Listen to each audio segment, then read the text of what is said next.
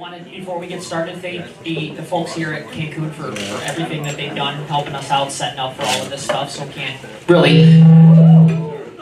have a lot of fun without good food, and they've provided that. I also want to thank our sponsors, of course, Lake Trust Credit Union, and I know Jeremy's here too, but they are our title sponsor for the second annual Incubator Challenge here that the St. John's Chamber of Commerce has put together. Leap is also in the house. I saw him. Mercantile Bank is here, so thank you to Mercantile Bank and Journey Federal Credit Union. Will's here with us. Foster Swift and St. John's Area Community Fund also stepping up to be one of the supporters of this second annual Incubator Challenge. So we did this last year, different location, had a lot of fun. I did see some of our winners from last year were here. Maybe they left, maybe they didn't want to hang out with us anymore, but she's hiding in the other room. Okay, so yeah, we did have a lot of success, and at the chamber level we talked about some of those things and kind of supporting them and having them tell their story and stuff. So maybe that's why they're not here, because they knew that we put them on the microphone. But a lot of great things happened. I want to take a second, and before we get going, I want to introduce the judges. So I'm going to just kind of hand the microphone. You can kind of tell who you are, who you represent. And then we'll get into kind of what the flow of tonight is going to be. So I'm going to start with you, Will, if you want to just say a few words about Journey Federal Credit Union. Yep, my name is Will. I'm with Journey Federal Credit Union. We're local right here in St. John's. We have 4 branches, so one in St. John's, one in Fowler, one in Ovid, and we opened a new one up in the Alma area. So if you'd love to see it at our branches, stop in and see us sometime. Hi everyone, I'm Jasmine Anderson. I'm the Director of Small Business and Equity Programs at LEAP. LEAP is the Lansing Economic Area Partnership. My colleague Devin is here, and we're just happy to be here and support the entrepreneurs. Thank you. I am not standing up because I want to pretty much get on top of everybody. I'm Amy McNamara. I am a commercial lender with Mercantile Bank. Have been with them 6 years and in banking for 25 years. And I'm located in Lansing. However, Becky, who's our branch manager, is located right here. And also, we are the largest Michigan-based bank. Hi there, I'm Julie Tandrson. I work over at WLNS TV6 and I've been there 22 years, and we are very proud to support local business, and that's why we decided to be a sponsor. Hello, Jamie Smith with Lake Trust Credit Union. I've been with the credit union, 10.5 years now. Really thrive and pride ourselves on helping small businesses grow, so very thankful to be here. Thank you so much. Thanks to our judges for coming out. I want to thank, it's kind of awesome to see 3 credit unions in the room and a bank. We don't want to talk about that. But no, the community banks are just as important to our communities as every other financial institution, and we got some really, really brilliant people here that are going to be talking to you and the business owners and really grilling you on some of your plans and what you see your vision being and how you can live out that vision in our community. So just a real quick highlight of how tonight's going to go. So each of our potential business winners are going to get 5 minutes to present their plan. So they get 5 minutes, they can do whatever they want, the presentation, we do have a timer back there. And then the judges will get 2 to 3 minutes to kind of question them, ask some of those clarifying questions and really dig down into what their business plan is and what they want to accomplish. And then we'll take a few minutes to turn around and let the next business get up here. At the end of the presentations, we will take a few minutes of networking, and the judges will deliberate, and then they will announce who is going to be the winners of the second annual Incubator Challenge. So anybody got any questions? Feel free. Good? Everybody eating well? No margaritas. I see no margaritas at any. There we go. So, without further ado, I think we're ready to call up our first. So, just to go over the businesses that we do have represented. So, in the existing business category, we've got 5 finalists. We've got My Handy Ma'am. Very clever name. I love it. Lori Salisbury, Nina's Notions, and Westwick Candle. So 4 existing businesses are going to be vying for that title. And then we do have new businesses. We have Bloom Collective, Copper Learning Center, Learning Academy, Salt and Earth, Sad Tribal Laser Tattoo Removal. So 4 and 4 for our winner share. And I guess without further ado, I'm going to call My Handy Ma'am up to get prepared for their presentation.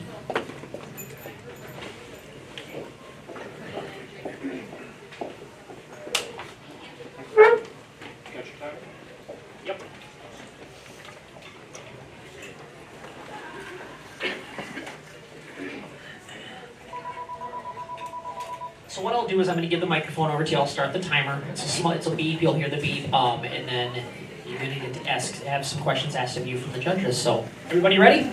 We're gonna get questions asked before we start? No, after. So I'll hand this over to you. Good luck. Thank you. Just a little down button right here. All right, thank you.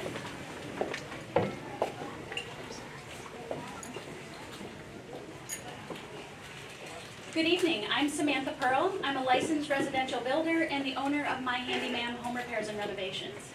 And I'm Emily Pearl Reist. I'm also a licensed builder and a certified aging in place specialist.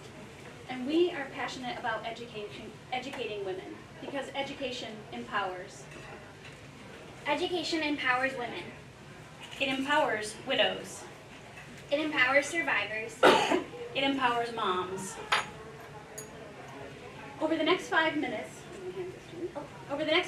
I'm going to present our pitch to you in 5 specific ways.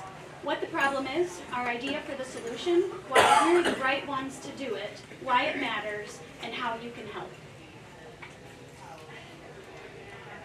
Being able to take care of your own home is a matter of safety and good financial standing. Women need to be able to take care of their own homes. But 83% of women are not comfortable doing it, and worse than that, 77% of them are afraid to even try. If you look at opportunities for women to learn to take care of their own homes in St. John's or even the greater Lansing area, there are no regularly scheduled, easily accessible home improvement and repair classes that are tailored for homeowners as opposed to tradespeople. And there definitely aren't any for women. But we can fix that. We surveyed 150 women to ask them whether or not they're comfortable taking care of their homes, and if not, why that is, what environment they'd be comfortable learning in, and what kinds of things they'd be interested in learning, which things would be useful in their homes. 96% of women indicated they would really prefer to learn in a hands-on environment. And when we asked them to rank their top 8 most useful things to learn, 6 of those can easily be taught in a community education environment.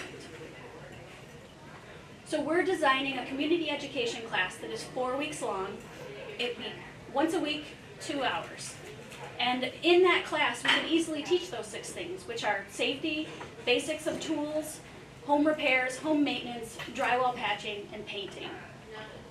The average home requires $2,000 to $5,000 a year in home maintenance, but most of those things can be done by a homeowner if they have the skills.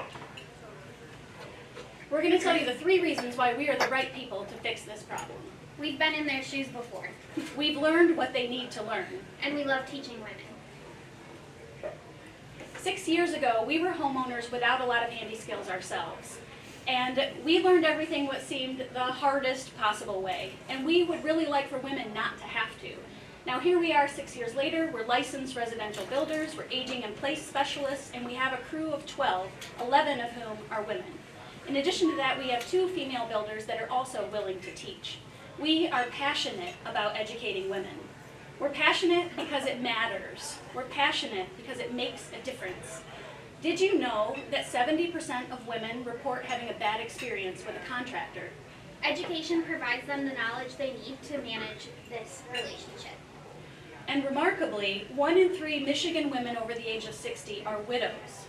Education provides them a means to stay in their home and care for it. 1 in 3 women in this country report having experienced domestic violence in their lifetime. Education allows them the choice of who they allow into their home. And 1 in 3 Michigan children goes home to a single mom. Education allows them to conserve their limited resources by doing it themselves. You can be part of this solution. It will cost $2,900 for us to build out the workstations for training for all classes going forward.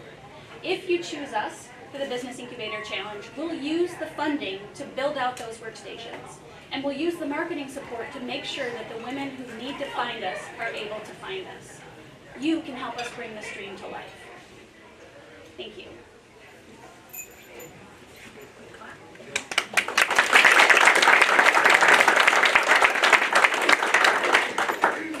Thank you, guys. So I'm going to hand this over to the judges. If anybody has a question, just raise your hand. I'll give you the mic, and you can fire away. How many years have you actually been a residential I've been 5, Five, and okay. Emily for 3. Okay. And so you guys have already started doing classes somewhat, or this is just the beginning of the This launch? would help us launch it, yes. Okay. We have our first class scheduled in February with a troop of Girl Scouts, and then we're working with a domestic violence shelter in Lansing for our second class. But we offer educational opportunities right now in the form of a podcast and short form video content. So we're kind of starting to learn the education aspect, and then we'll bring it in person coming here soon. That was the end of their presentation time, so you guys still have more time to ask questions. So you mentioned needing funds to build these like pods or stations to be able to educate folks. Where will those be stored, I guess, and are you able to transport them to different locations, or will they just be stationary at one place? At this point, as a starting point, we'll build those that are stationary because they'll be fairly large. Each workstation will accommodate 3 learners. So we'll have 4 workstations, 3 learners. 12 is a pretty good size of class, and you can have 3 and 4 teachers so that the number of teacher-student ratio is pretty small. We actually have our workshop here in St. John's. We rent space in the basement of St. John's Lutheran Church. So we have an environment there where we can teach right there where all of the tools and resources are right around us. I know you mentioned the 2,900 to help you get started. What does it look like going forward for maintaining that? And then if this is for profit, what does those costs look like to the community members? So the class is on an ongoing basis. It requires $288 to provide the personal protective equipment for the class that they then get to take home with them, and $1,076 for the materials that are used over the course of the 4 weeks.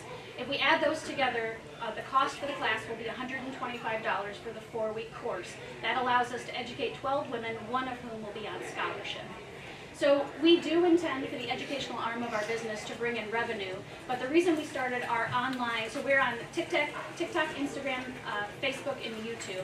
The purpose of the podcast and the online presence is to build a community large enough to attract sponsors so that we can provide in-person education at a cost that's affordable. So we expect, especially in the beginning, that the in-person education will be roughly break even, and then going forward, probably the weekend academies are more likely to earn revenue. The community classes, I think, will probably always be pretty close to break even. How about one more time, ladies and gentlemen, for our first Incubator finalist, My Handyman.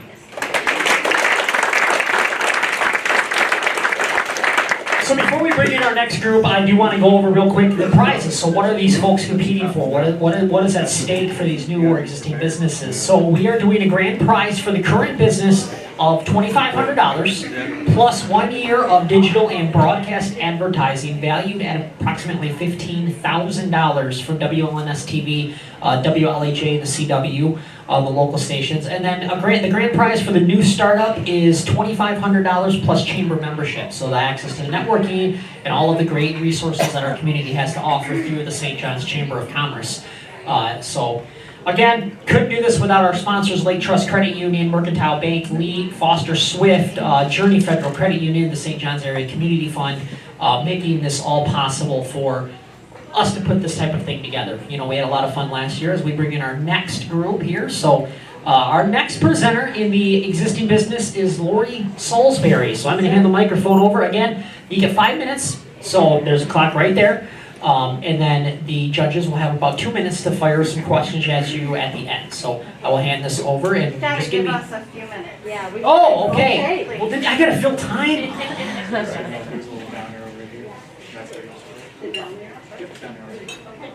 So I mentioned the chamber. If anybody in here is not a member of the chamber, I'm going to do a shameless plug. I am also on the board of the chamber, so if you want to become a member, Danielle's right over there. I'm sure she would gladly help you out with any questions or some of the value statements that we provide. But we're really trying to be engaged in the community and do things like this. Somebody from the judges table just give me a head nod or something when you're ready, and I'll shut up. But yeah, we want to encourage anybody to please join the chamber. We have monthly luncheons. We have a lot of networking events, breakfasts, coffees. We have a couple after hours every quarter that we did a night hike back in the fall of last year up at Bolts Park. And a lot of fun, you know, just getting outside and doing things like that. But shameless plug for the chamber. I know the area. Is there anybody from the community fund that's here tonight? So I'll get you in a few minutes. How about after the next round, do you want to come up and talk about the community fund? Sure. Excellent. She had no idea I was going to do that, so I put her on the spot on that.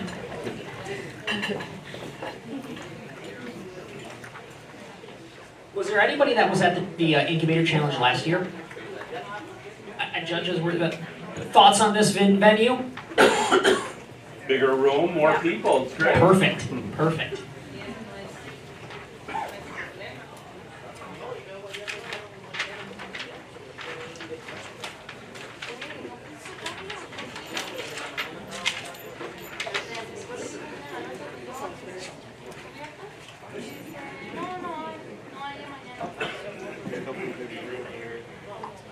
I've got them all. So ready? All right, I am going to hand the microphone over. I'm going to come grab my little clicker thing that Jason told me not to lay down. So without further ado, I hand the microphone over to Lori to talk about your business.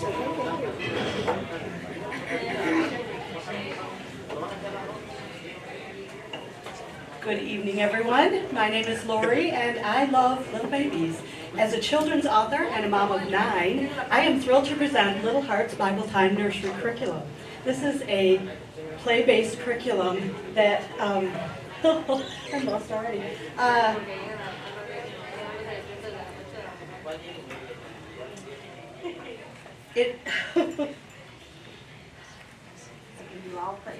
Amen. Thank you.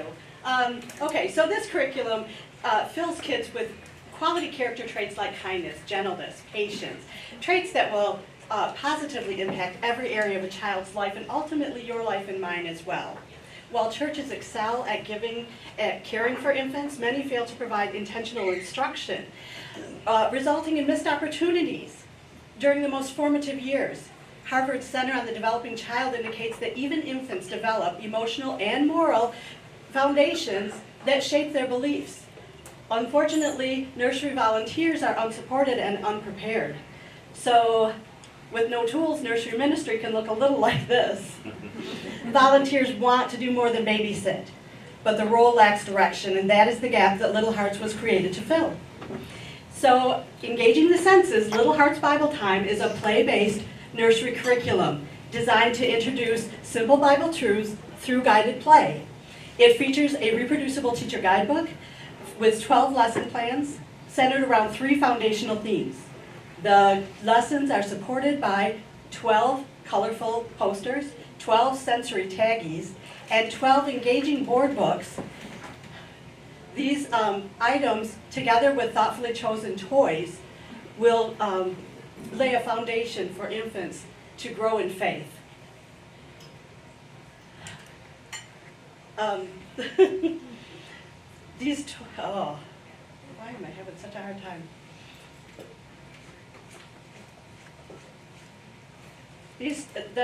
It turns toys into intentional tools. Unfortunately, most curriculums do not provide infant materials. There are a couple that do provide some infant materials, but they are primarily visual and geared toward preschoolers. Others do provide some material, some helpful content, but it is still lacks that consistent repetition and play-based structure that infants desperately need. You can see that Little Hearts fills every gap. There are approximately 4,000 churches in Michigan alone. With the production cost of a Little Hearts package at roughly $175 and the retail at $250, that brings the total potential market to $1 million. This pricing is in line with current curriculum pricing and ensures a sustainable profit margin. A recent 2-county poll revealed encouraging results. 41% of respondents have no nursery curriculum. 8% are unsatisfied with their current curriculum, and 91% are interested in Little Hearts Bible Time curriculum. The teacher guidebooks are complete, the sensory taggies and the posters are in progress, and the funds from tonight's event will immediately launch the first board book into production. The marketing strategy focuses on a phased release of the 12 board books, releasing each one individually, selling each individually to generate revenue and build demand for the full curriculum. The full curriculum should release in 2028. My website will be the center of information, supported by content on social media. I'm building a subscriber list and using lead magnets. I will also leverage Amazon and Facebook ads to expand my reach. I am employing a 20 books to 50,000 strategy. This is a publishing framework whereby building a backlist of 20 books can generate an annual income of $50,000. This strategy focuses on each new release boosting sales of previous titles. The projected annual growth rate is 5.4% based on previous years. With no storefront, I can keep my expenses low. Conservative estimates suggest that total revenue will rise from under $10,000 to over $60,000 in 2028. By my side are reliable professional partners who complete every part of the curriculum with quality and consistency. So lastly, why me for this project? Well, I am the creator and author of Little Hearts Bible Time. And as I said earlier, I'm a mom of 9. But I'm also an adoptive mom and a former foster mom and a former children's pastor. Is that the end? That is. Thank you.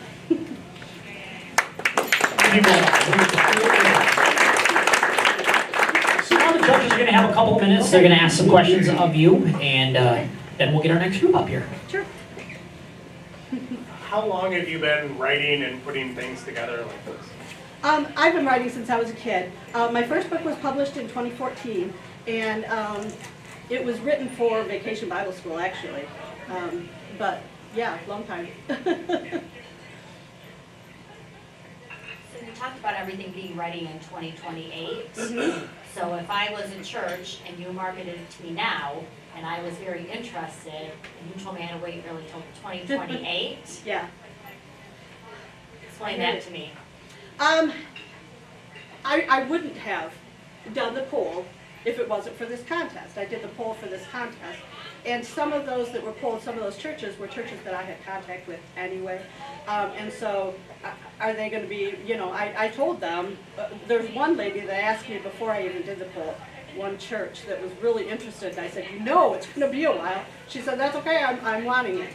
I've used this curriculum years ago at my own church, and it was effective. I just talked to one of the nursery workers the other day, and she reminded me, oh yeah, that was a great curriculum. So why is it taking though till 2028? Well, because of the 12 board books. Because the cost to produce a board book is phenomenal. You have to buy in bulk. And so the $27.75, I believe, is the amount to purchase one title. I mean, I would get 540 books, but it's just one title. So. And you have a publisher that you're already working with? I'm working with Pint Size Productions. Yep. So I already have the proof copies of 2 of the books. Right. They look beautiful. Thank you. I know you spoke to churches all over the state of Michigan. What is your plan? Are you planning to just start local and then expanding? What does that look like? I know you talked about social media and things like that, but how do you really get started, and then how do you expand out? And what is your timeline for that?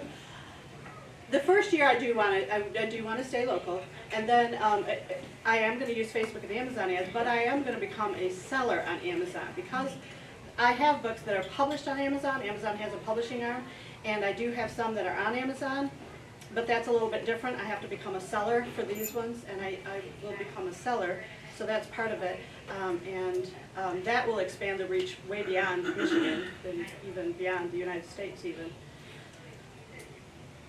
Does that answer your question?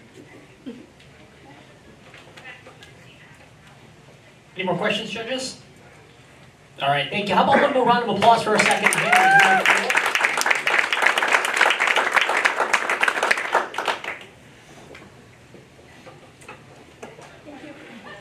I'm going to throw an audible here quick. Jeremy, come on up. He did not know, but I wanted to take a second. Jeremy here, him and I work together kind of in the DeWitt area. His office is right behind my office. But Lake Trust Credit Union stepped up. They're the title sponsor of this year's Incubator Challenge. I just wanted to ask, why this one? Why did you choose to sponsor this event? Well, we participated in last year's and loved it. I mean, you guys did a great job putting it on. St. John's Chamber and Danielle did. We loved it so much we wanted to sponsor and be part of it as a judge, just so we could kind of give back to the community. So, small business, like Jamie said, is important to us. Entrepreneurs are important to Lake Trust Credit Union. So this is our way to give back and support those people. Make sure that they're set up for success.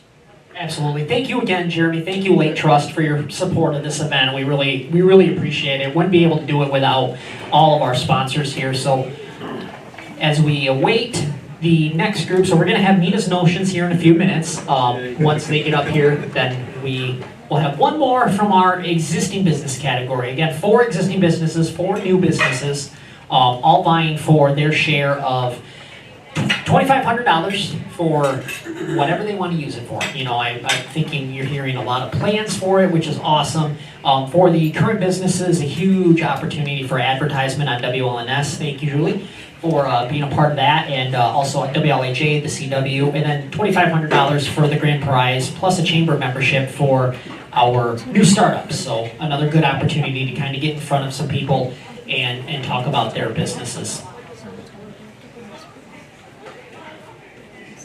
I guess I could add, anybody need a refill? I will go out there during the next break and I will manually bring you your refills. So margaritas are good.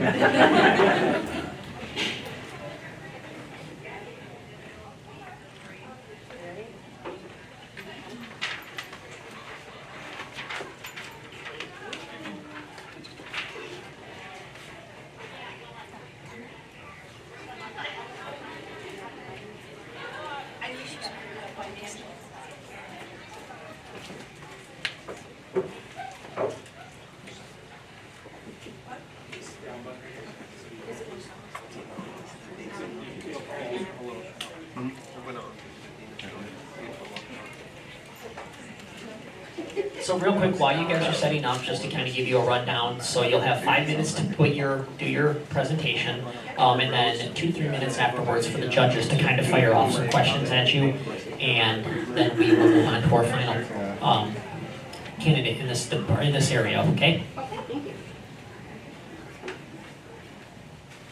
That one really does not want to stay up. Just doesn't.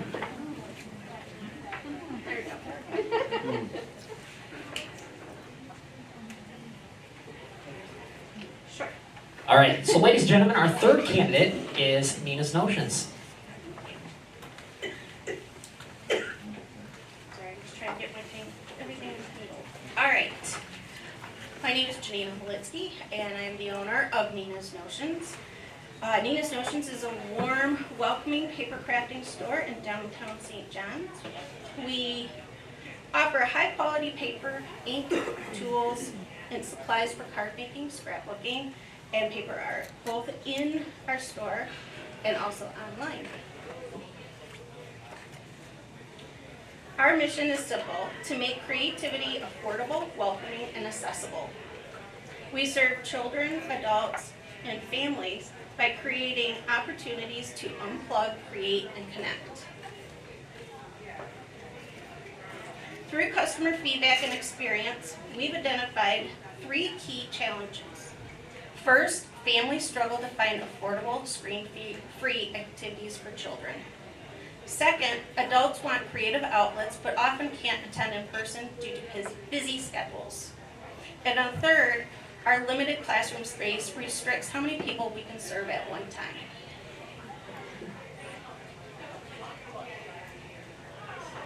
Our solution is to expand Nina's Notions beyond the physical classroom by introducing low-cost project options, kids craft classes, and online tutorials. We can serve more people without losing the personal, supportive experience that defines our brand.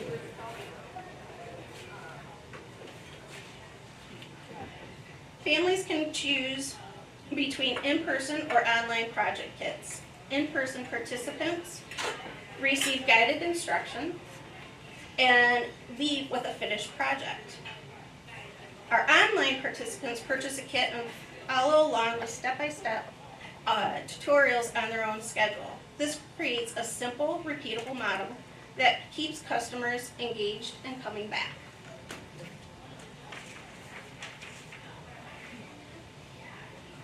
Our target market includes families with children, adult hobby crafters, educators, and seniors. We estimate that we currently reach about 5% of households in Clinton County. Our customer survey shows a strong opportunity for growth. Over 50% of our respondents are interested in online classes, but they cited scheduling as the main barrier to participation. We generate revenue through class fees, storefront sales, workshops, and events. By adding project kits and online tutorials, we diversify revenue and create scalable growth with minimal additional overhead. In November, we surveyed our customers and received 42 responses back. 20% requested kids classes, 30% requested scrapbooking or card making kits, and 24 respondents said that they want to attend classes but the timing doesn't work for them. Our market strategy follows a clear journey: awareness, interest, and purchase. We build awareness through social media, community outreach, and word of mouth. We nurture interest through email newsletters and engagement on Facebook and Instagram. And finally, we convert interest into purchase through classes, kits, and events. Nina's Notions is led by me, supported by my employee Annette and a team of instructors. We are members of the Alliance of Independent Retailers and connected to NAMTA, which is the National Art Materials Trade Association. We also receive guidance from Small Business Development Center and LEAP, helping us operate strategically and sustainably. While big box stores and online platforms sell supplies or videos, I feel like I missed something. Nina's Notions differentiates itself through personal instruction, curated projects, and community connection. We complete on value and experience, not price alone. And that's my next slide. In 2025, inventory sales remain our primary source of revenue. Let me go back up a slide on, guys. This year, we are intentionally expanding online content to add growth potential with minimal additional overhead. Our expenses are controlled, predictable, and aligned with current operations. With the $2,500 grant, God darn it.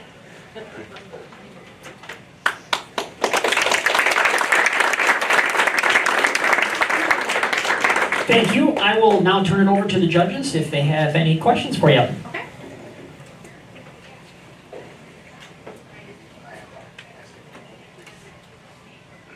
What would be your competition? Big box. Big box is our main competition, but the problem with big box is that they don't give you that personalized touch and they don't teach the classes. They might do online classes, but they can't give that one-on-one experience that you might get with our instructors. I guess I do want to know what you're going to do with the 2,900. I'm reading the slide. So what I would do is I would expand Nina's Notions by building a dedicated kids craft program, investing in age-appropriate tools and materials, and developing exclusive project kits and improving video equipment for online tutorials.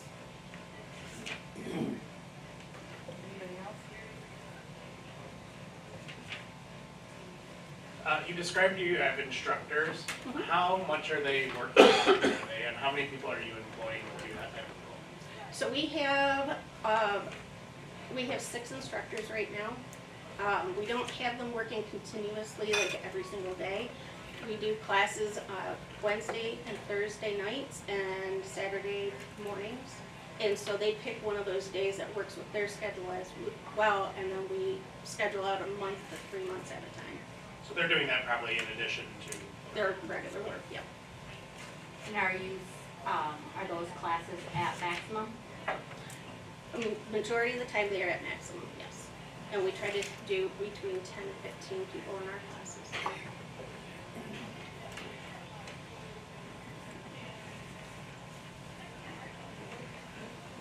Okay, thank you. How about it one more time, ladies and gentlemen, for Nina's Notions?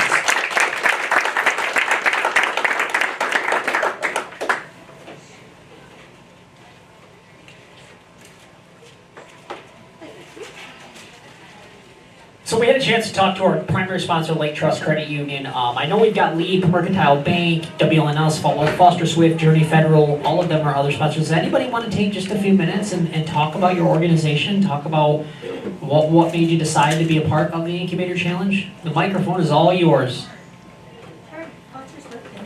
Yeah. Share some comments. Hi, everybody. My name is Lindsay Mead, and I'm here with my colleague Olivia Reed. We're representing Foster Swift, who has sponsored this event. For those who may not know, Foster Swift is a full-service law firm that's our headquarters, at least, is located in downtown Lansing, but we also serve in Grand Rapids, Holland, and the Southfield and Detroit areas as well. But we represent clients all across the state. So we're here just to offer insight, some of our pamphlets on your tables, discuss women-owned business certifications, the importance of protecting IP. So whether, I mean, no one in this room is a competitor, but for the funds tonight, but whether you're a competitor or you have your own business, we just wanted to offer some insight into the services that we give the greater community. So thank you so much. Yeah, thank you guys so much for stepping up and coming on board with us this year. Really means a lot to the program and allows us to continue to do this and you know, a lot of what Jeremy said with credit unions, as a credit union person myself, the same boat is helping the people that need help, giving them a leg up against some of the big boxes and really supporting small local businesses. So please check them out. You know, check out, of course, all of our judges' organizations. Leap, you're not going to get away. We'll talk to you by the end of the night. So they're all here to support, and there's a lot of benefits. Like I hate to just plug the chamber again, but a lot of the chamber benefits provide some of these opportunities to you as a business. So something to think about. We do have one more candidate in our existing business category here. I do not see anything.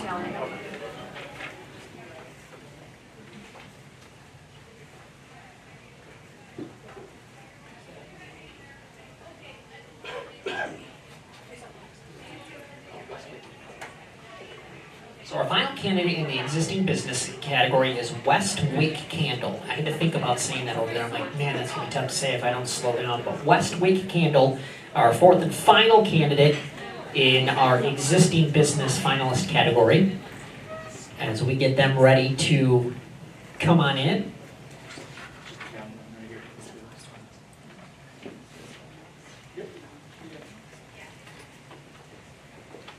Welcome. So the way this is going to work is you will get 5 minutes to present your business to the judges panel. Afterwards, 2 to 3 minutes of questions from the judges, depending on how many they have. And then we will conclude our existing business category. So I will turn it over to you, ladies and gentlemen, for Westwick Candle.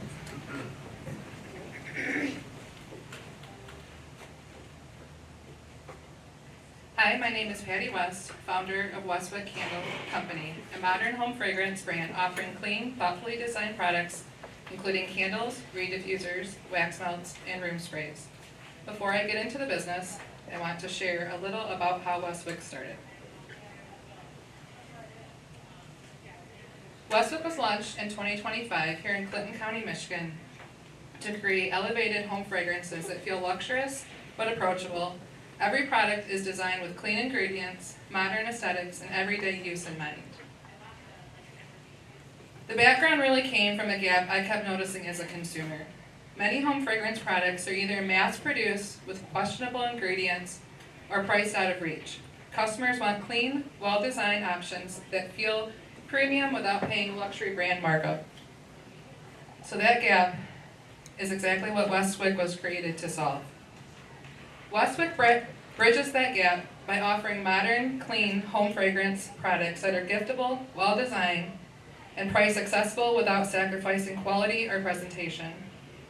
Here's how we actually bring that solution to life. I oversee scent development and product design in-house, focusing on balanced fragrance and modern presentation. Production is supported by our trusted manufacturing partners, allowing the business to scale efficiently while maintaining quality. What's exciting is this approach aligns well with the market opportunity, especially locally. Home fragrance is a growing category. Locally, there is strong opportunity through markets, boutiques, and regional retailers across Clinton County and surrounding mid-Michigan communities. To support that opportunity, we've built a diverse revenue model. Revenue comes from 3 primary channels: direct-to-consumer sales through our website, in-person markets for discovery and conversion, and wholesale partnerships with boutique retailers. This model allows for steady, balanced growth. And this model works because we're very clear on who our customer is. Our targeted customer is primarily women aged 28 to 55 with mid to upper household income who value home design, gifting, and clean products. Many discover us in person and return as repeat customers online. We're already seeing strong confirmation that this customer is responding. Since launching in July 2025, Westwick has participated in approximately 10 in-person local markets, generated over $18,000 in total sales, and secured 4 active wholesale accounts that continue to reorder. Building on that traction, here's how we continue to grow. Growth is driven through targeted paid digital advertising, supported by in-person markets for discovery, wholesale outreach to boutique retailers, and a direct-to-consumer website that encourages repeat purchases. Supporting this growth is a lean but experienced team structure. I bring over 12 years of small business operation experience and am supported by manufacturing and wholesale partners, with plans to expand the team as demand continues to grow. With that foundation in place, I'll briefly touch on our financial outlook. Based on current traction, we project approximately $60,000 in revenue for 2026, operating at roughly a 50% profit margin, allowing the business to remain profitable while reinvesting in growth. This brings me to how this grant directly supports the next phase of our growth.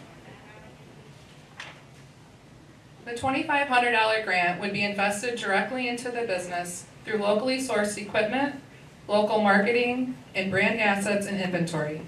These funds allow me to improve production efficiency, strengthen brand visibility, and continue servicing customers in Clinton County and beyond. Any additional advertising support would further accelerate growth without increasing overhead. And with that, I thank you for your time and consideration. Thank you so much. So I'm going to hand this over to the judges panel to ask your questions. So you described the ingredients and being more friendly and like knowing the ingredients. Is this like an allergy awareness type thing too, where someone can kind of screen these for things they may have problems with? So they're 100% soy candles, Okay. so they are very clean, and they're 100% cotton wicks, so they burn very clean. So I would say I don't brand it as allergy friendly because I don't, everyone's sensitivity is a little bit different, but the ingredients are very clean. I didn't know how to reset it, so I just let it It's like, what's happening? Did you bring anything with you? I didn't. No, I should have. I'm sorry, but Okay, I was just curious. And you said you have 4 main customers already, 4 main wholesale. wholesale customers. Yes. Are they here in this market or in Michigan or? Yep. They're all here in Michigan currently. I have Ithaca, St. John's, Portland, and a Sunfield address. So local with continued outreach. I would like to get one right here in St. John's. I would like to stay primarily in Michigan, but open to anywhere in the U.S. You also mentioned having a team to help with the sales. Is that included in your cost analysis? Yes. Okay. Anybody else? Thank you so much. Appreciate your time. And judges, thank you for deliberating on our existing businesses. We'll give you guys a few minutes. Yeah, you're all set. Thank you. Thank you.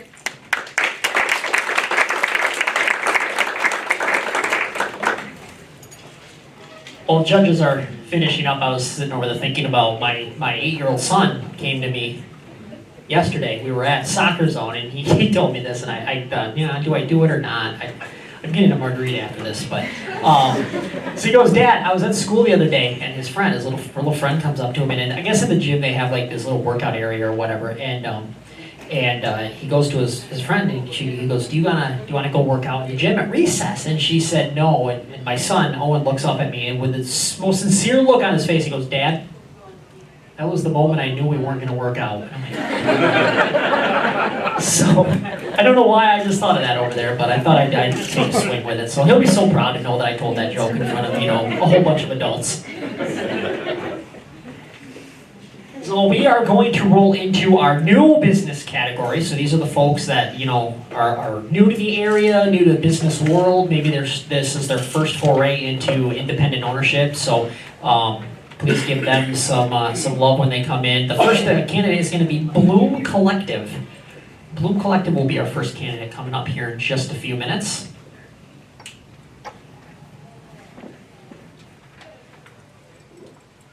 And Danielle, I think we're right on time. I think I'm doing pretty good here. So. I'm glad you're in charge, but not me. Aside from the clock issue, but.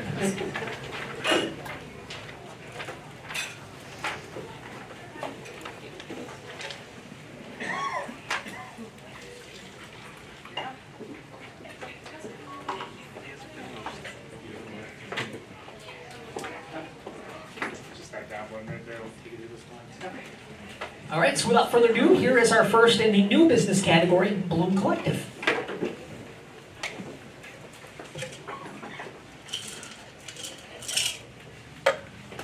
All right. So, okay. My name is Tori Salinas. I am the creator of Bloom Collective, which is a new startup that we're working on launching. So, first and foremost, I am a mom. I have 5 kids. My youngest is 1. She just turned 1 this week. My oldest is 10. In 2019, I started an independent real estate business through Keller Williams shortly after having my second child. At that time, I frequented a play cafe in the Okemos area. You could go buy a cup of coffee, sit and work, and it was a really great thing. In 2020, they closed, and ever since then, I dreamed of something similar to that and creating a space that moms can go and work. I talked to my husband and my mom about this, and they're like, okay, great, so we want to open a coffee shop. And I'm like, yes, except for I want the coffee to be free. And they're like, okay, so we're going to charge moms. Well, no, that's free too. So not a great business model, but we've had the vision there, right? So our plan is always creating a community space for support and for moms to be together and overcome those barriers. So 2022, we moved to St. John's. After having my 4th child, I met Caitlin Longoria with K5 Wellness. So she operates Mom Strong fitness classes based out, she used to run them out of the Train Depot in St. John's, and then she transitioned them to her garage. She focuses on prenatal and postpartum fitness, and the biggest thing about what she does is that there's no barriers. Children are welcome to attend with you, so there's no excuses why you can't make it to class. And the community that she's created there has really been what I had been seeking and what I have been looking for the last several years. So since that time, we have spent the last 3 years kind of dreaming and creating, and how can we combine our vision to make something better. So September 2025, we purchased a building in DeWitt. We are creating a community space of women-owned businesses, offering a kid-friendly space designed to support, uplift women and moms amidst the demands of motherhood. Our goal is to break down the barriers for mothers and encourage both personal and professional growth through community, connection, and purpose. So essentially, we want to teach our kids the importance of taking care of ourselves and prioritizing our health in order to be able to take care of them. So this is our space. We spent the last 5 months since we purchased renovating, and I say we, I really just mean my husband over there who's doing a lot of work on the building. Currently, K5 Wellness and my real estate business, Homegrown, are fully operating out of there, and as of a week or 2 ago, we've held our first free event. Ultimately, our goal is to be able to create a free space for women to come in and have a space for community, open play, socialization, and we are able to do so through our membership tiered subscription model of membership. So basically what we are offering is a membership model for small businesses using shared marketing and clientele and shared use of space. So basically, we have a tiered membership model here that ranges from brand new startups, somebody that wants a place to sell their products, wants to get their name out there, all the way up to somebody that has a very established existing business that is operating out of their full-time. We would be offering monthly business resources to help, such as contacts with CPAs, business coaches, content creators, branding experts, newsletters, and shared email database. Additionally, this is our play space that was just finished recently. We are going to be offering sponsorships on top of these so that different businesses can sponsor that with a potential for outdoor sponsorship as well. So these are our businesses that are currently committed. So our target market, so really we're looking for businesses similar to myself, moms that are trying to grow themselves. So the type of people that we want to collaborate with, lactation consultants, doulas, counseling services, self-defense, makers, people in the wellness sphere, housekeepers, cleaners, businesses that share the same target market of women and moms in the greater Lansing area, something that a mom is able to walk in and feel like everything that she's missing is being done. So our funds would be going toward this, essentially. So we've done all the interior renovations and now we're working on the rest of it. So we are looking for funding for privacy fencing and play spaces.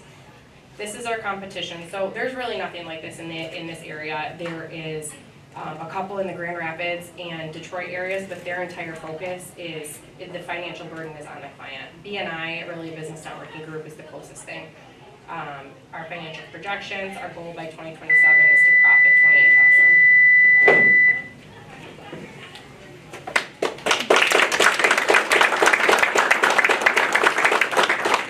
So I'll hand it over to the judges for their Q&A session. So the business model is built on the other business owners kind of coming in and deciding to partner with it, is that? Yes, okay. yep. So if you wanted to be like coming in and utilizing the facilities, you wouldn't be paying for that? So can I go up to my slides? This, okay, so our tiered membership model. So basically what we're looking at, so like somebody, the expense of the first tier would be much lower if it's somebody that's not utilizing the space. If it's somebody that just wants to, say, sell their makeup products out of the lobby, or somebody that wants to just have their information go out on our monthly newsletters, go on our social accounts, go on our website, that sort of thing. And then tier 2, we're looking at roughly 5 hours a month. So if it's somebody that wants to host like a one Saturday a month fitness workout, self-defense, right? Tier 3 would be somebody that wants to run like weekly yoga classes, right? And then tier 4 would be somebody that's operating out of their full time. We've got a gym space, a gym garage area with the combined play space, and then we've also got like a conference area too. So whether it's something that they want, movement, activity, if they want space in the yard to be able to host something in the yard, or if they want like a quiet conference area to sit and meet with a client.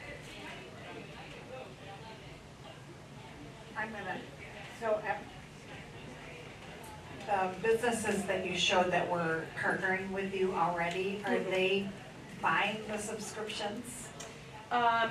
So the K5 Wellness and Homegrown Real Estate, which is my real estate team. You guys started it? Yes, we started it. So we are operating out of there full time.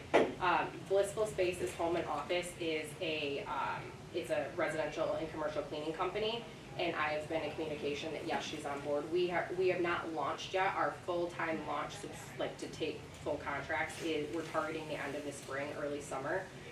But these are people that are like committed and on board.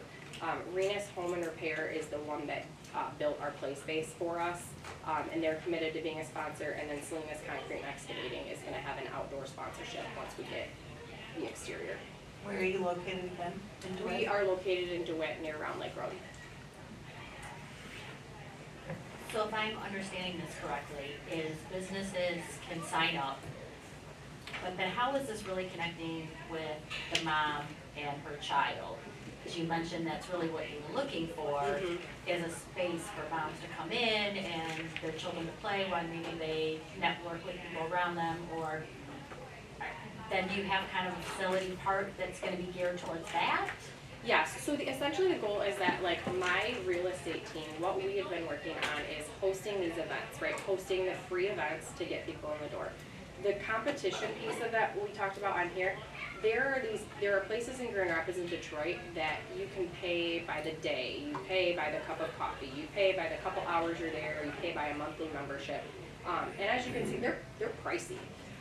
And the whole point of this is to eliminate that burden on moms, right? So just like the K-5 wellness classes, I don't have an excuse not to go work out because I can take my kids with me.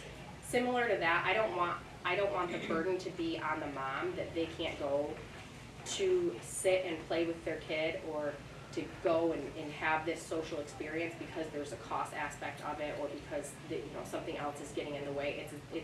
The goal is that these businesses are funding that, so the model isn't that I'm charging the mom who's the one that needs the services. Instead, the mom walks in the door and they're getting that space for free, they're getting the coffee, they're getting the socialization, their kids are engaging with each other, and then as an added benefit and as a way to support the overhead cost of all of this, these businesses are buying into the idea of this, and their businesses are in turn growing because the clientele that they want and that they're looking for is right here. It's really a marketing strategy for them. Yes, yep.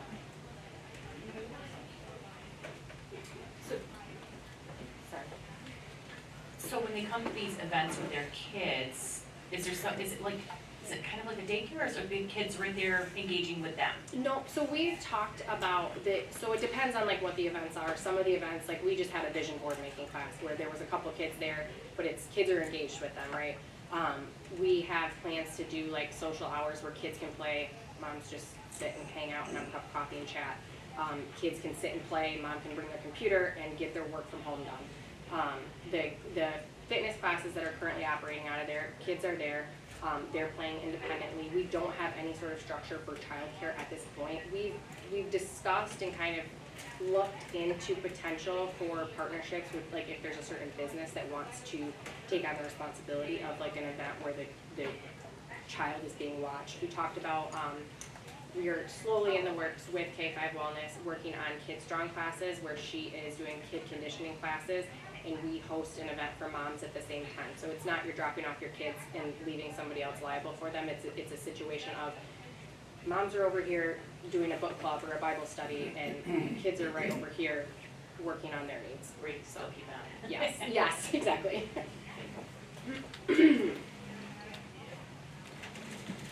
Anything else? How about one more round of applause for our first new business?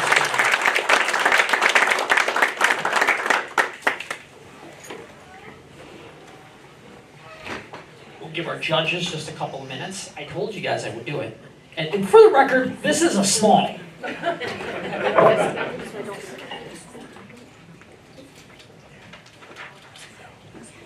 But I do want to thank, once again, when you guys head out, thank the staff here for allowing us to come use their space. I really appreciate it. You know, we did this at Swanee's last year, and it was great. It just got a little cramped, and this gives us a little bit more space and gives us a little bit more room to maneuver around, because we had a SPAC drop set up and everything last year, and it came with a backdrop. It did. Less work Built for in. us. Danielle, do I get to expense this to the chamber? Might be a laugh to expense.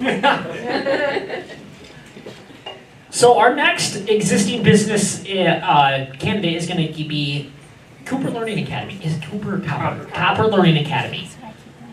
So we will get them in here in just a couple of minutes.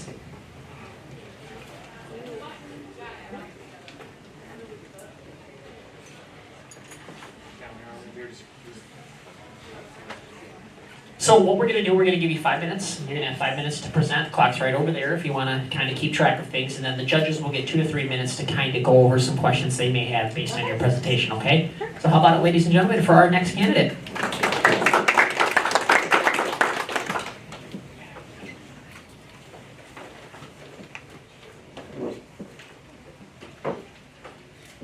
I'm making myself at home. Hi, my name is Audrey Tipper, and I am the founder of Copper Learning Academy. As someone who grew up with undiagnosed ADHD in a home with an abusive mother, I knew that when I became a mom, there was a lot of things that I wanted to do differently. One of those things is education. My daughter attended a nature-based preschool, and it was amazing. She was outside every day. They got to do the same things as traditional preschool, colors, letters, numbers. They just sit outside, under the trees, or covered in mud. And when I began to look for what was next, I realized that there wasn't anything like this for elementary-age students. As I talked with more families, I realized that there was a clear gap. Many times, traditional schools often lack flexibility, and movement during the day is not the same as what it was when my daughter experienced preschool. And one thing that families have particularly struggled with during the summertime is finding reliable childcare for their kids. Copper Learning Academy is a year-round K-5 nature-based program designed with modern families in mind. One of the things that I'm really excited about is our kindness agreements. We are going to be kind to nature, using our resources wisely, kind to others, and kind to ourselves, which I think is maybe one of the most difficult ones, because I know I struggle with that internally from time to time. We're going to be doing 2 field trips a month, so we'll be supporting our local businesses and getting our kids out into the community. The momentum has been there since the beginning. This year we have launched the Friends of Copper Meetup. I forgot the name there for a second.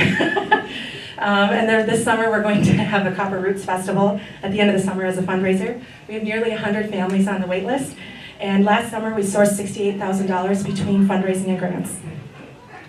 The core revenue model is monthly tuition based, and that is a year-round core revenue. And additional revenue will be camp tuition, and we're going to invite homeschool families to join us on those field trips. And then marketing. Honestly, the marketing's been a lot of fun. Just being out in the community and chatting with people and sharing our monthly newsletter.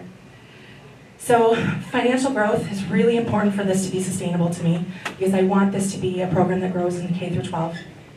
Year 1, we're just starting with 20 students, and from there we're going to add 10 to 20 students a year as we grow up to the building capacity of 75 students, which will be hopefully by year 5. The expenses, I am purposely building within the company culture that we are supporting our local businesses. We're sourcing as many things as possible from right here within Clinton County. The educational landscape is shifting across the nation. In the United States, there are 1.2 million fewer students nationwide, and 78,000 fewer just here in Michigan. Families are going to either homeschool programs or private schools. The market demand is definitely there. I drove from here to Seattle last year, visiting 4 schools across the nation, and they all reported 2 to 5 year long wait lists. And that is also found here locally. Fenner Nature Center had to close their wait list at 90 students, because by the time they would have reached the end of their wait list, the kids would have aged out of the program. The team is just me so far, but I knew I needed to be well resourced. And so I have a business coach, and I have a business mastermind that I'm a part of. I also have a marketing person. I'm a member of the St. John's Chamber, and that has been absolutely invaluable for me in the last year, the connections that I've made. I will be building, the construction that we're about to start will be sourced from local building teams. So from idea to now has been 5 years, and it's really exciting to be able to work on these tangible pieces, and it's no longer just here, it's actually physical construction pieces. This year is focused on what I'm calling the Fantastic Four. The construction starting, the summer camp, the festival at the end of the summer, and then the school starting hopefully this fall after approval from the state. Which means it's going to be more than a team of 1. I'll be hiring a teacher, summer camp staff, and I'm looking for a lead to help me with the fundraising. So I live here in this community, and like I had said before, it's really important to me to support my neighbors. So my goal with the $2,500 is to reinvest that back into our community through the building trades, through compliance, the meeting ADA compliance, and I also have someone bringing out some really cool tree stumps for us. So thank you so much for listening. If we want our children to move mountains, we have to first let them get out of their chairs.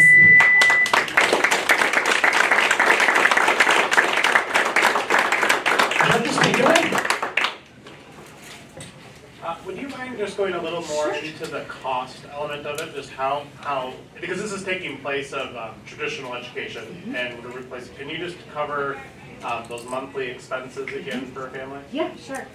For a family or the expenses on my end? For a child to attend the facility, how much would that cost a month? For a family? Yeah. $17.25. Okay. And so, which is comparable from when I did a competitive analysis, that's comparable to what daycare's on in the area. Daycare runs from $1,000 to $2,000 a month within the greater St. John's and Lansing areas. So I'm sticking right in line with budgets of what they're already paying.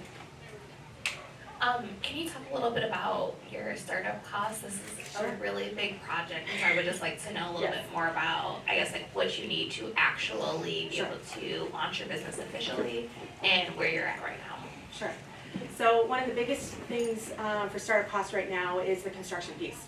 At the location that I'm at, it's in Eureka, and the building, it's used to be a school that closed in the early 90s, and so I'm repurposing the space, and I have to meet current education occupancy codes, which means I have to tear down a wall and expand a hallway and add a fire exit, and I have to make a bathroom ADA compliant. So a lot of the stuff that I need now is mostly centered around construction. I currently already have desks and tables and lunch table and chairs. I have a library, which is really exciting to say that I have a library. And so now I'm going through and we're putting all the library books into a system, which is quite an interesting process. So there's a lot of tools and things that I've already sourced from either within the community or donations from people. But definitely the bulk of the startup is construction right now. So this started obviously in 2021, and I know you've been working at it over the years. Yes. What still needs to be happening? Is it to complete the construction? Sure, yeah, so with the state of Michigan, to register a school, you have to do basically 5 categories of things. And I have had 4 of them done for over 2 years. With the state of Michigan, to get state fire marshal approval, that has been an incredibly long process. I first met with so to even have a conversation with the state fire marshal's office, you have to have the building plans, and I didn't have, the building is old enough that there wasn't any building plans, so I hired the architect out of DeWitt to redo the whole plans back in fall of 2023. And getting through the process of the state fire marshal's office took 9 months, and then there was some other state things that we tried to work with the local building inspector instead of at the state level, and that took a lot of back and forth, and in the end they denied it and said that I had to work at the state level. And so then in July of this last year, I applied for what's called the plan review, so I took all the work that I did with Bill and sent it into the building and code side of things, and that, I submitted that July 25th, and I just got approval for that last week. I printed that and framed it. So yeah, it's all the building stuff. It's been quite a process. Okay, so you're breaking ground, and the goal is to be open this September. So I have to tear down some walls, redo a bathroom, so it's not a new build, it's repurposing. And start in this September. That's the goal. My hope is that construction will be done by the end of May, and then I can take all of that documentation and send it to the state, and then fingers are crossed that 3 months is long enough for the state to get through that. We'll see. But if I have to open in October, that's okay too. So. Do you have a list of families that are already interested and signed up so that you know that you'll have Yes, students? I have more than 100. I have almost 100 families on my wait list right now. Wow, okay. Yeah, and I have space for 20 to start. So, yeah, there's definitely demand in the local area. Do you need to have the building complete in order to do the summer camps? No.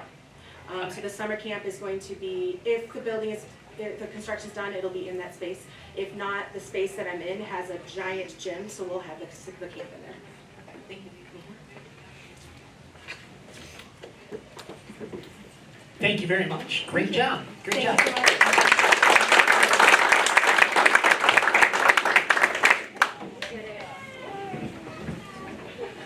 So I promised I was going to get to you. Do you want to come up and talk a little bit about the Community Fund? Sure. So this is another one of our presenting sponsors here for tonight, St. John's Community Fund. I'm going to have her tell you a little bit about what that is and why you chose to sponsor this particular event.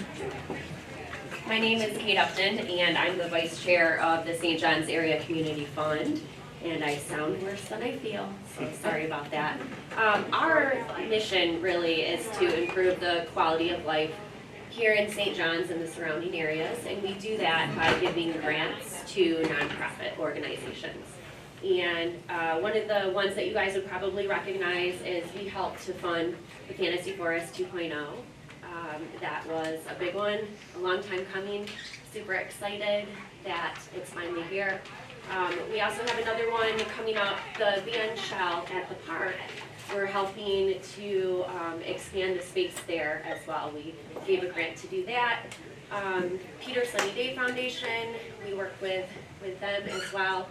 And so if you guys are ever looking to donate, or if you know an organization that might need a little bit of help or assistance, please come see. And our motto is planting the seeds for a better tomorrow. Thank you, Kate. So I think we've got our third group almost ready here. Salt and Earth is going to be coming up next. It kind of sounds, isn't that like a 70s disco band or something? But we'll get them out here momentarily. You know, the band show, I'm really excited about that. You know, a couple blocks from my house. And if you don't come out to like the summer concerts in the park on Wednesday nights, you're missing out. It's such a great event. And with the community fund stepping up to help get that grant across the finish line, it's going to be just a whole nother experience and a really awesome thing for the community. Are you ready? Yeah. All right, so I'm going to start the clock. You're going to have 5 minutes to do your presentation, and then the judges will take 2 to 3 minutes to ask you some follow-up questions. So without further ado, Salt and Earth. Perfect, thank you.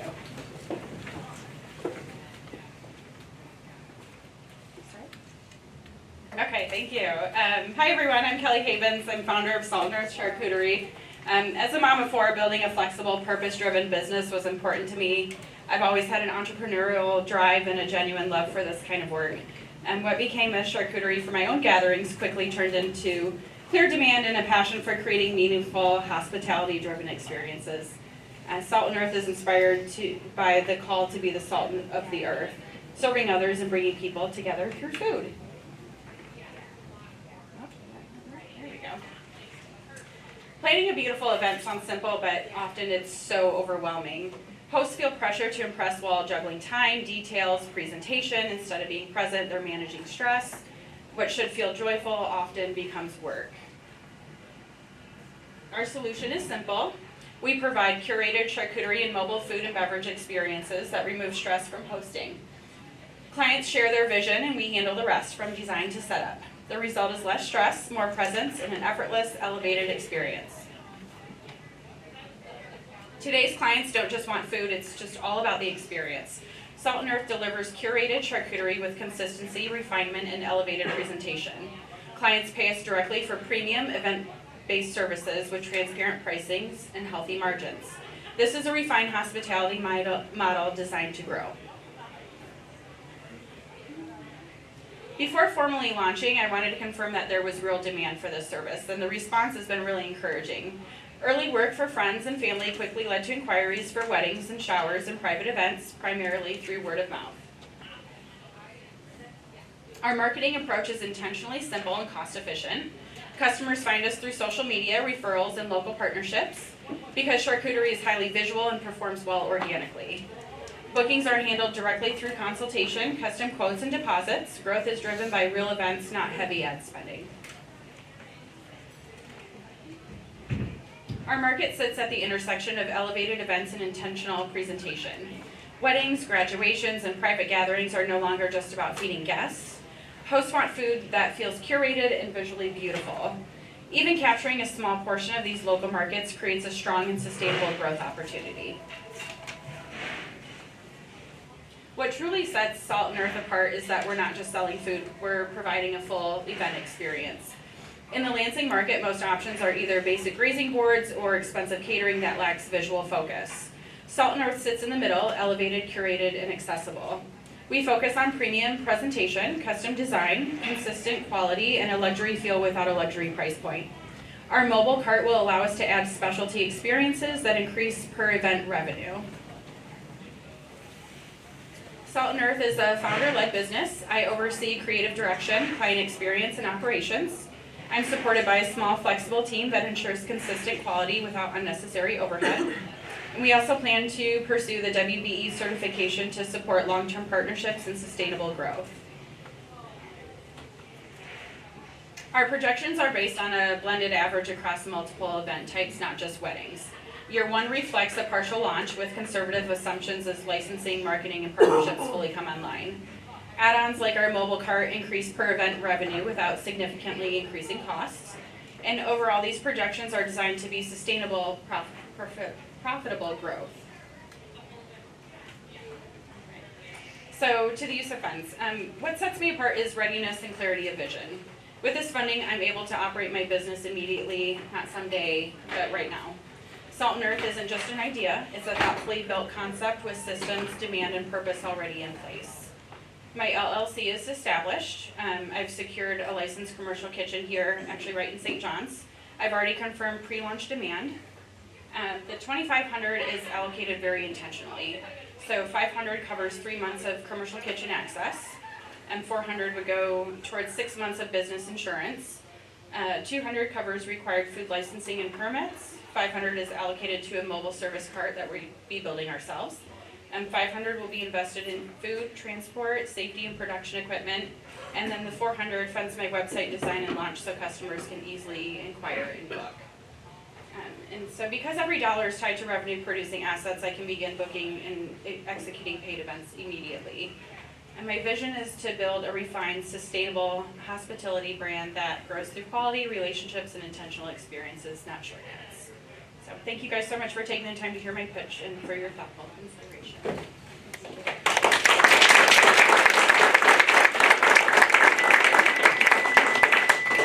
Hold on, your question. Oh, yeah. Yeah, you're not done yet. Now the judges get to grill you, so I'm going to hand it over to Will here with Journey Federal Credit Union.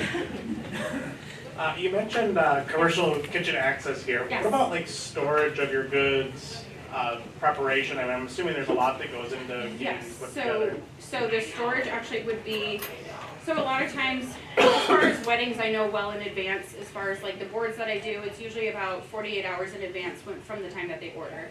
So I am going and purchasing all of the products that they need, and then I bring that to the kitchen, and then I prep everything in the kitchen, and then it goes and it's delivered to them.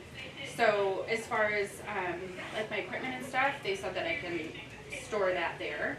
But as far as like the food and stuff, it's really tailored to just be bought and then put together and then dispersed.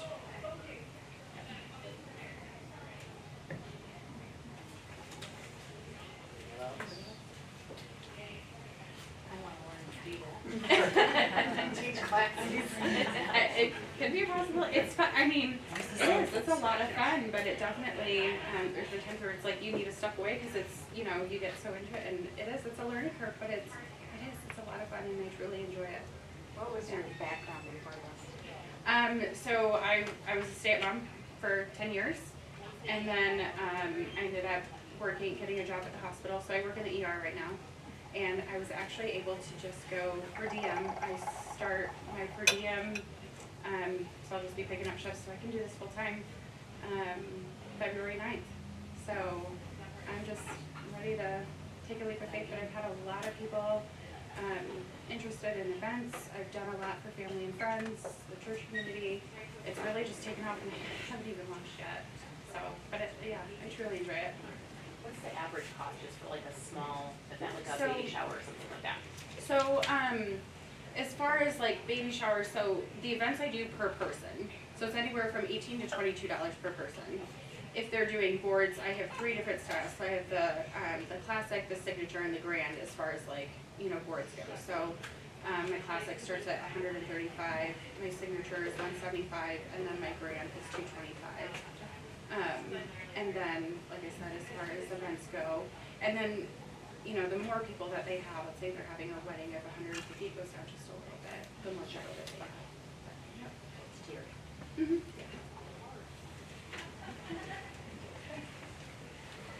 How about one more time, ladies and gentlemen, for Salt and Earth?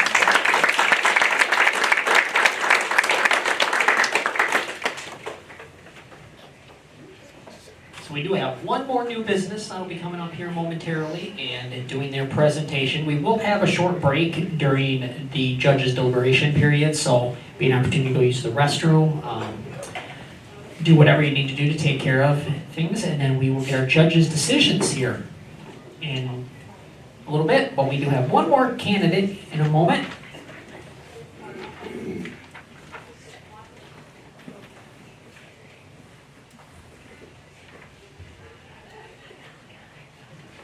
Yeah, sorry.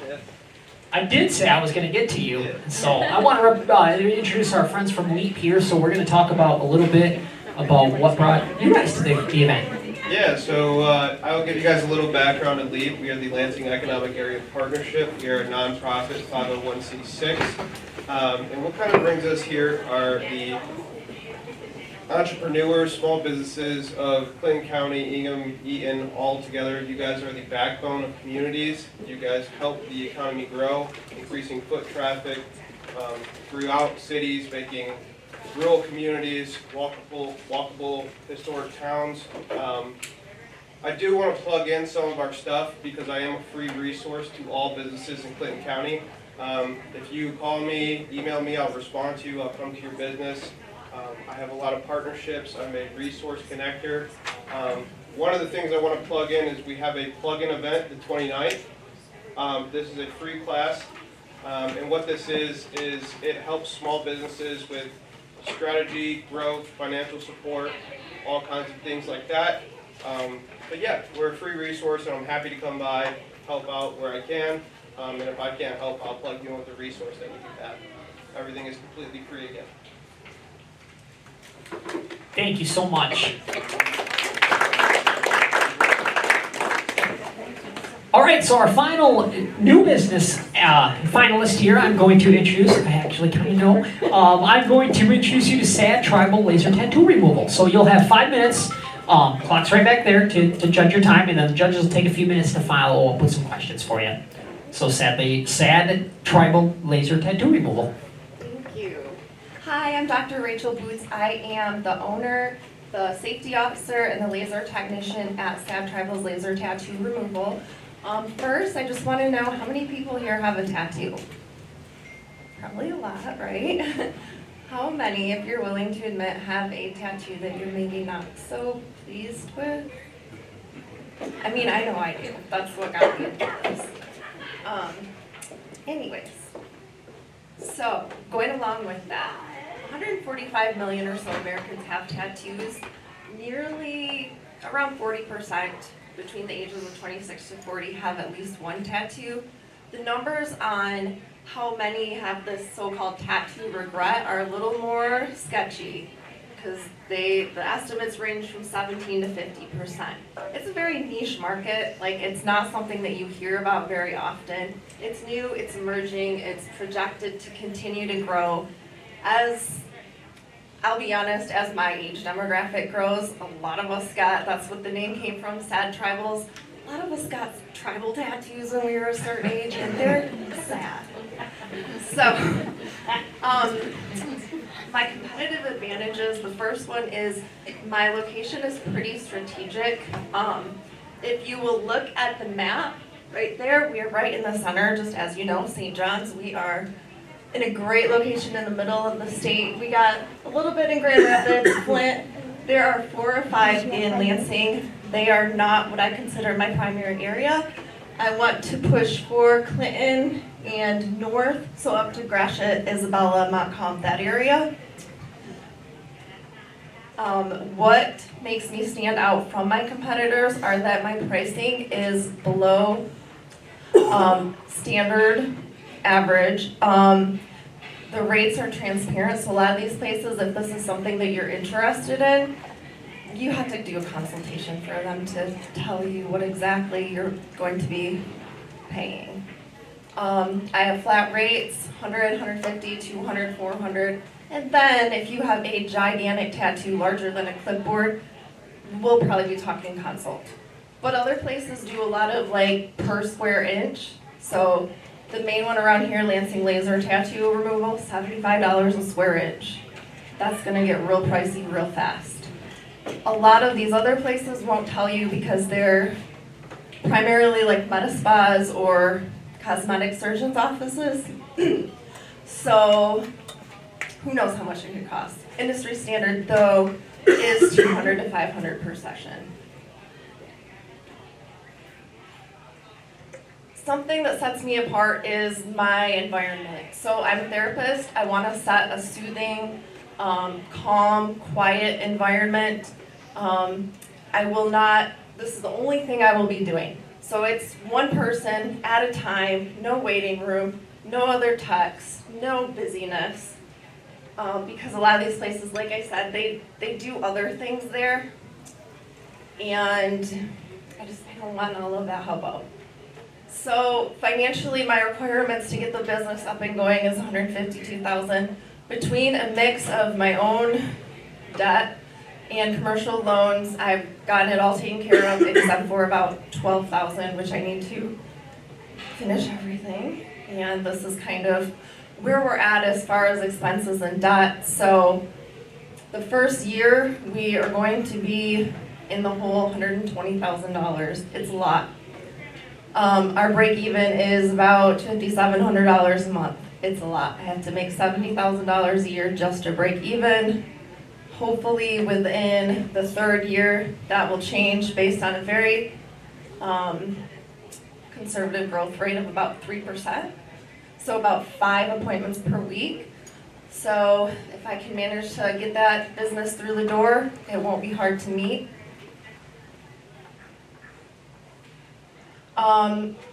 Community-wise, once the business starts showing a profit, and here and there when I can afford it, I do plan to provide free removal, kind of on a program basis where there's an exceptional need like gang members, past affiliation, hate groups, ex-prisoners, highly visible face tattoos, anything that might sort of stifle people's ability to move forward in their life because of simply how they look. My health department inspection was passed on Tuesday, so I am ready to go.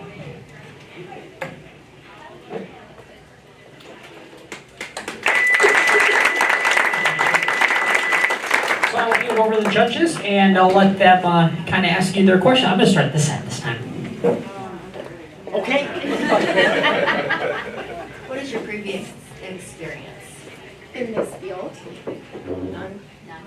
I am trained by the laser company and I'm certified in that, but I don't have any, I've been a therapist my whole life, so. Will you still do practice as a therapist on the side and do this in addition? Yes, this Okay. is kind of like, I can't throw my hat entirely into it until, yeah. You'll have other income until you're Right, up and running right. fully. Okay.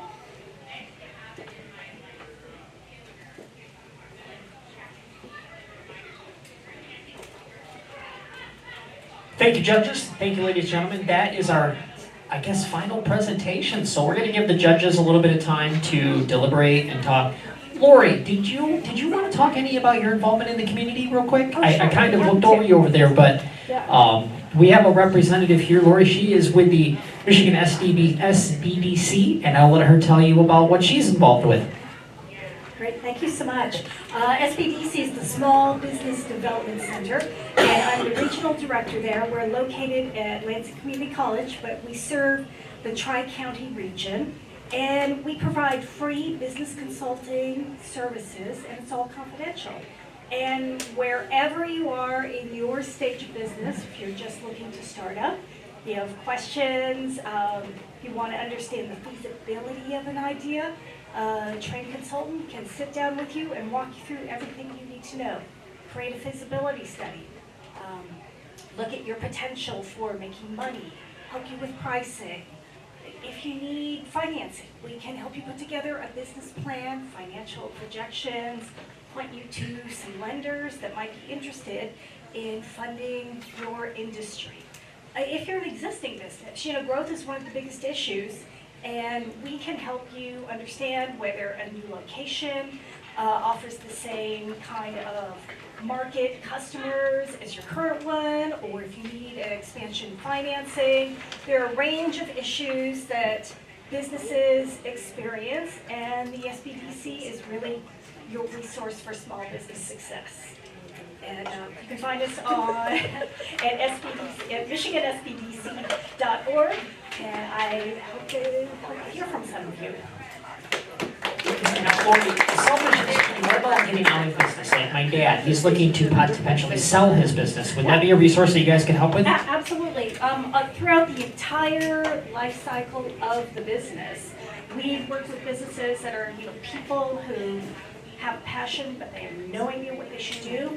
We have worked with companies that are over 100 years old. It's when we have 3 businesses we're working with, each were over 100 years old. So all along that entire life cycle of the business journey.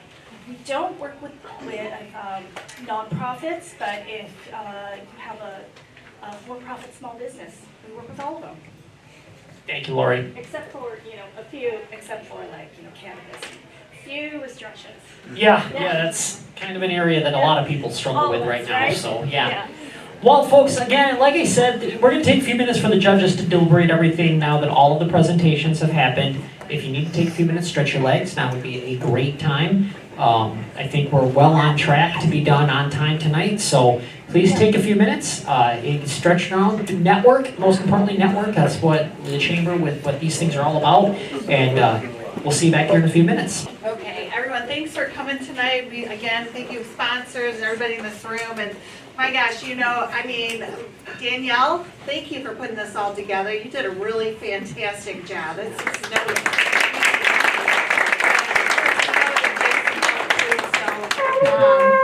I go to a lot of different chamber events and from different communities, and one thing I will say is that this St. John's community is such a warm, I don't know if loving is the right word, but I feel it. I always come in, I always meet good people, I meet good business people, I always learn different people in the community. I live in Clinton County, I live in Wacusta, so I'm not in St. John's, but I'm part of Clinton County, and I just appreciate coming to different events that you guys host, and I think this is a really cool event. So anyway, we're going to announce first of all, we're going to announce the new business winner, and it takes a lot to put your presentation together.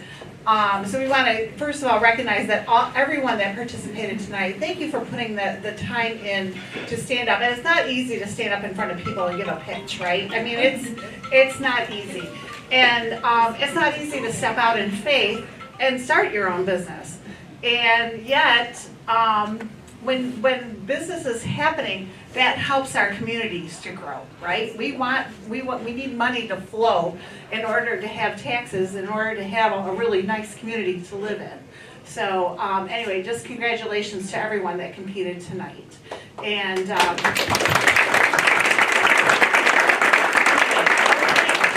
so for the new business, we'd like to congratulate this business. And actually, this person competed last year. And so we're very excited to give this award to Copper Learning Academy.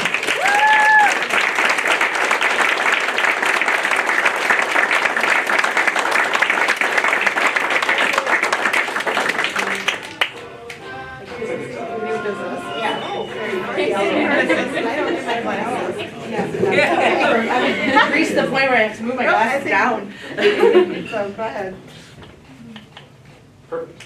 So congratulations. So one of the things that we are excited to say is because you competed last year and you didn't win, but yet what you did is you stayed the course. You're very active in the community, and with the St. John's Chamber, and you seem to go after a lot of different resources. Can you tell us a little bit about that, maybe? Sure. I think last year I really found joy in the journey. I didn't win, but I learned a lot, and I got to meet a lot of people.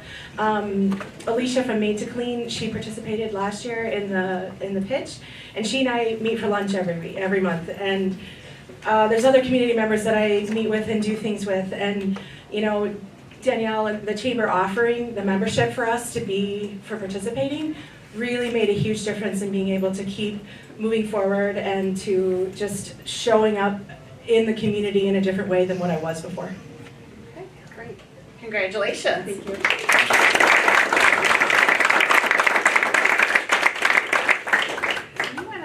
Amy, I know you said some things. You want to maybe talk a little bit about what helped you decide to participate with this and encouragement with anyone that hasn't won?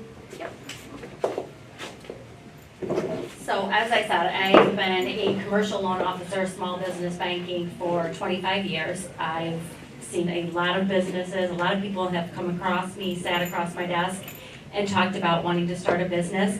Some have been extremely successful, some have not.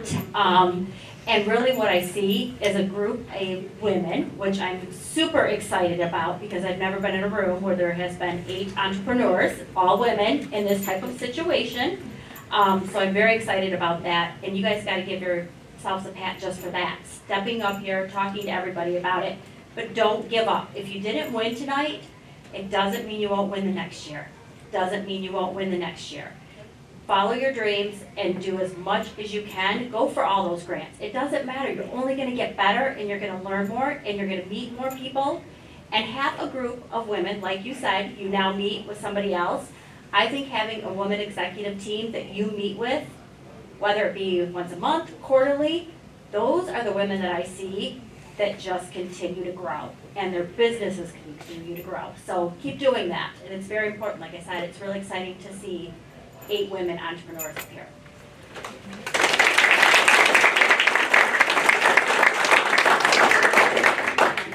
Okay, and now we're going to move on to the new existing business category, and the winner this year, based on the voting from the judges, is My Handyman.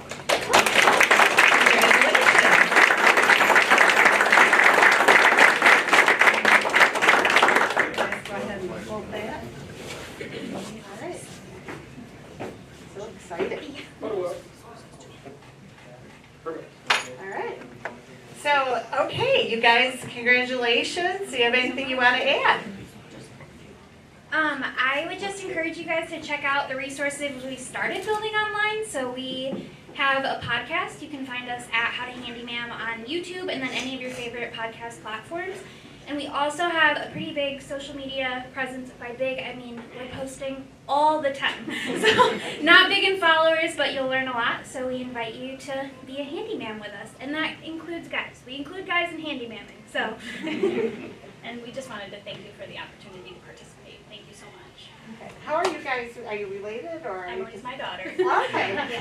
I thought maybe, but I wasn't 100%. Okay. Oh, we also have stickers with our logo on it if anyone wants it. We have business cards with the QR code to access all of our stuff. So if you need a QR code or a business card, stop and grab these guys right now. Okay, and we just want to thank everybody for coming. I don't know if Danielle or Jason, do you guys have anything else you want to add? It's been a fantastic night, and let's celebrate.